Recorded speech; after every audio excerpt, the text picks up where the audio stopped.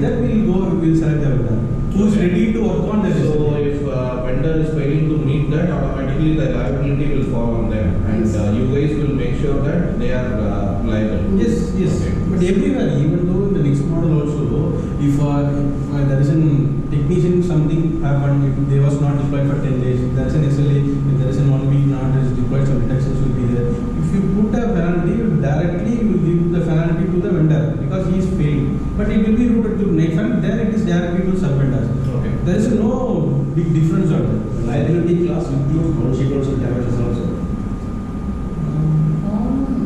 Generally, it is Limited or consequence also included. only on the compliance front, sir. We go under Like say SLA for an AC repair, we had like example here. We said it was not working. A technician suddenly he did some malfunctioning and the whole thing got out. There was a consequence damage. It's in case to case. Example case of the test. In the case how we see liability is limited, the consequence also will cover it. The case to case in the AC maybe 15 years is here now. Okay, so if it is one damage in technical part, we cannot confirm it. That's where SME comes in.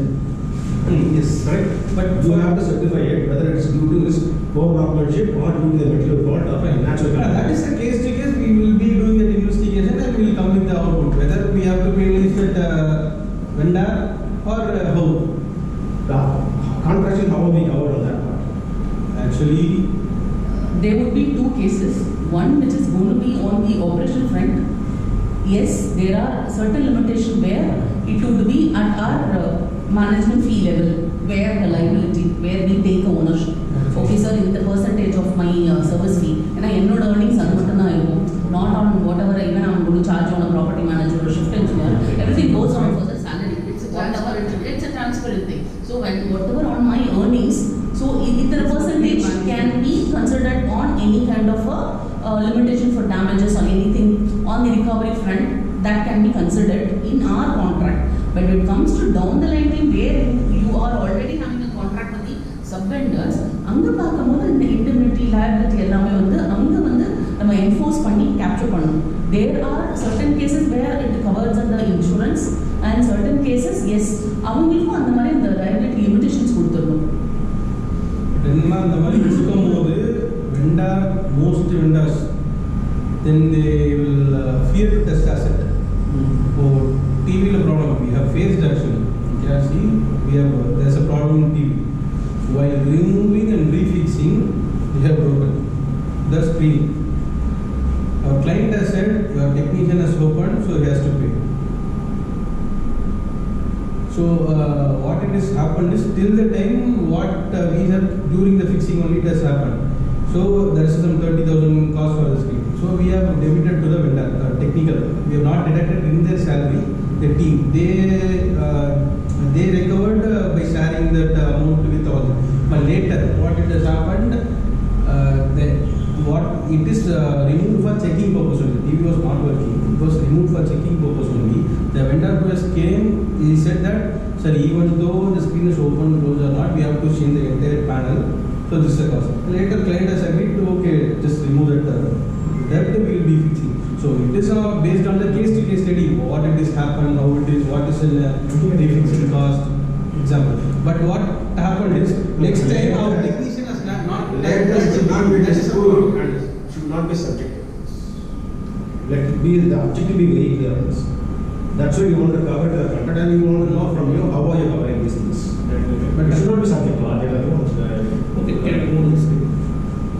So all of these things, like like what would be your like where would be your presence would be there, like where your sub-vendors will be there. So as I said, run off here. So if I let's say let's say technical services. Okay, so technical services, electrical systems. Okay, so what would be the scope where you have a direct support and where will be your sub-vendors are required to support? In each category, we will have our management steps. Like what? Like technical services, we will be having our duty manager. In soft service also, we will be having a soft service manager, assistant property What is the manager, scope soft of the service, duty all the All the technical assets which should be in operational, to be taken care of, all the PPM service, Proper. AMC services, everything he has to take care. We have Everything. our standard operation procedures, we have the SOPs, so he has to ensure that everything is taken care The of. next slide will clearly mention more on that. Okay. So these are we have a active SOPs. So based on the SOPs, the site at the site, so we will be giving the down the line team job card for each and every position. So we will have a training program for them, R&R, and no, all this process will be taken care by Knight Frank. So through my management staff at this site. So everyday operations, they have some delivery to be completed, right? From checklist, we have checklist to be implemented, and based on the processes, every week and in a monthly 4 hours, they have to, all the team has to get trained. Weekly, all the team building activities, any PPM activities to be scheduled, all that will be taken care, and asset tagging and tracking of any AMC details, and the person will be having a list of things to complete in a day. At the end, a daily report will be generated based on that. So we have a process driven, so based on the process, everything would be taken care. I just have a question here. So, like the technical manager thing is fine. Do we really need a soft service manager? Actually, Because we here, are looking at the service offerings of soft service. in commercial, actually, it's a different part. In commercials, we'll be looking after only for whether the job is completed or not. Like that. But in residential, we need, because here we will have n number of questions from n number of flats. The housekeeping who is deployed to work, they will not answer everything. So we need a manager to at least for communicate, to get the work done, to monitor. Here it is definitely required. Maybe here only actually it is required, because every flat, everyone will have a questions, problems, complaints. If the people who's working under there, they will not answer. So it's a software, because here the people actually they are premium people. So the supervisors, staffs cannot be answered to the owners directly. So they need some professional to answer. So here it is definitely So required. you guys will have it across a 2-shift schedule or something like that? If it is based on this, but here we don't know whether it's Technical always have technical 24/7, but soft service it will be general 9 to 6. If you require, we want it should be covered 10 to 7, okay, 10 to 7 will cover. Other you want a 7 to 4, 7 to 4 we can. Based on the requirement, the shift can be adjusted. See, actually there will be a supervisor generally. So who comes for first shift one, general or second shift. But the soft service executive or manager who will be deployed in general.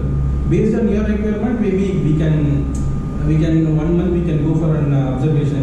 If there's many complaints to be monitored on morning or evening, based on that we can. That's